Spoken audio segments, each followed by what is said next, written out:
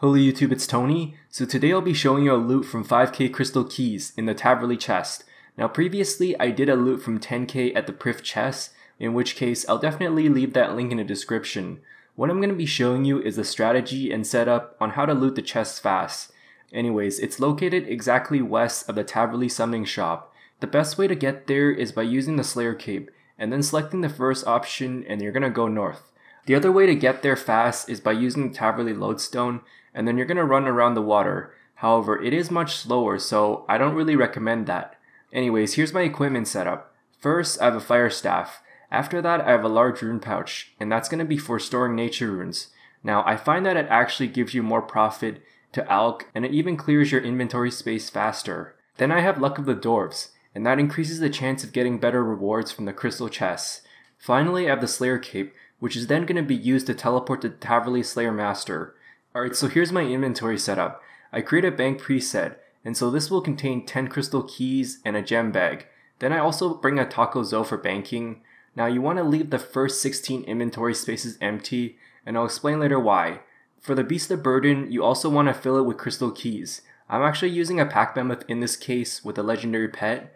What it pretty much does is you can use the pouches on them, and you can extend this for up to 2 hours at once. So in total, that's 42 crystal keys per trip, 10 in the inventory and 32 in the Beast of Burden.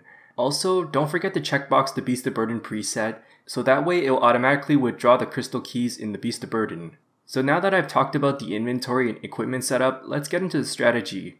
You want to keep the follower details tab open, which will then allow you to see the familiar's inventory. For the key binding, you want to key bind both the gem bag and the high alch spell. So before you start loading every bank trip, you want to right click and empty the gem bag on the bank interface. You're going to teleport using the Slayer Cape first option. Now here's how you can move just a little bit faster. You want to position your character so that's diagonally northeast. So anyways, once you surge, you're going to go a little north beside the summoning shop. That means that now you should be able to see the crystal chests, and of course, you're just going to keep spam clicking the crystal chest to loot. You also want to keep spam clicking the gem bag button, so that way it'll fill every time it loots. Now this really does clear inventory space pretty quickly. Another way you can clear inventory space quickly is you can try to alch a rune weapon or armor whenever you get that as a drop. So in other words, what I'm going to be doing is alching the item from the action bar by pressing the high alch key on the item. Like honestly, I know a lot of you hate this, but trust me, it does give you better profit overall. You know, I would just quickly alch every time I open 1 or 2 crystal chests. Then again, you don't want to alch the wrong item, so this part is a little bit important. Whenever your inventory is full, you're going to click the Give Beast of Burden icon option. This is located in the Beast of Burden Follower Details tab, right beside the Take Beast of Burden icon. Now what this function does is that it dumps the entire inventory to the Beast of Burden. Anytime you run out of crystal keys, this time instead of actually taking the Beast of Burden, you're going to right click to withdraw 5 or 10 crystal keys from your Beast of Burden inventory to your main inventory. So with that said, this is the reason why I left the first 16 inventory spaces empty. You also want to have 10 inventory spaces empty, because if you do not, then there's a confirmation screen warning. I mean, it's honestly such a hassle to go through, and it's really annoying, as well as being click intensive and slower. Now anytime that happens that both your Beast of Burden and inventory have less than 10 slots early on, then I would suggest you teleport to bank so that way you can restart your trip. Honestly though, I don't think it's worth the hassle to have to click the confirmation screen every single time. Like usually this happens if you get runes early on, or even the rune bars. You're just gonna pretty much keep repeating the same process until you used up all your crystal keys. For banking, you're just gonna use your taco zo to bank. Once you're in the bank interface, you're gonna right click and empty the gem bag, and finally quickly reload the preset again. Now I know I explained a lot about this strategy, but this is exactly how I looted the chest pretty fast.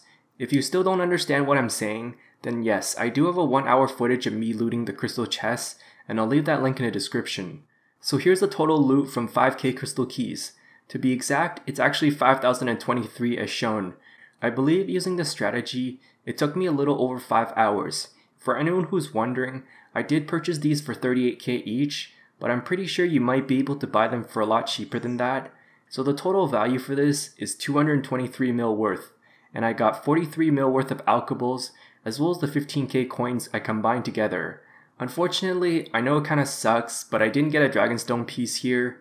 Thanks to the double XP weekend announcement last week, I was able to sell this entire tab for 224.6 mil. That means I made a total of 33.8 mil profit, which would equate to a whopping 6.7 mil GP per hour just from looting these chests in Taverley. So I'm just going to compare the results briefly with Priff. The chest in Priff actually offers less GP per hour compared to the Taverley chest. However, the untradeable supplies really stand out here, especially the corrupted ore. I mean, this can really save you a lot of money from trading smithing, you know? So honestly, is this worth it overall? Personally, I think the profit's pretty decent.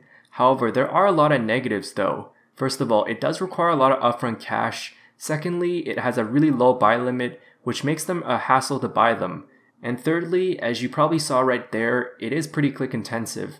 Of course, last but not least, not everyone has 99 Slayer, so the alternative way to get there is actually much slower. In conclusion, I would say if you're trying to loot the crystal chest for profit, you're better off looting the Priff chest instead. So yeah, thanks for watching and I hope it helps. If I missed anything, feel free to ask. Also, be sure to subscribe if you haven't done so already, because I'll definitely be doing more loot videos and guides.